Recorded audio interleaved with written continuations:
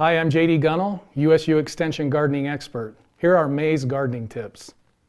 Plant warm season vegetables such as tomatoes, cucumbers, corn, and melons after the threat of the last frost has passed. You can check the average last frost date in your area by visiting the Utah Climate website at climate.usu.edu.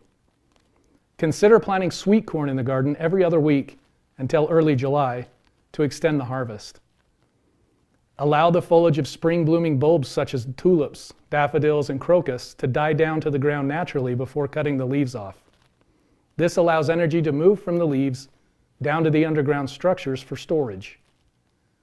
Apply a slow-release lawn fertilizer to provide a long-lasting feed through the summer months.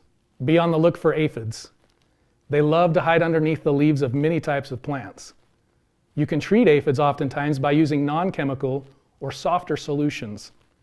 A hard jet spray of water or using an insecticidal soap can be fairly effective.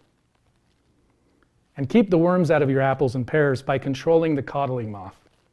For specific spray timing and product recommendation, see the Utah Pest website, utahpests.usu.edu. Find more gardening tips like these at garden.usu.edu.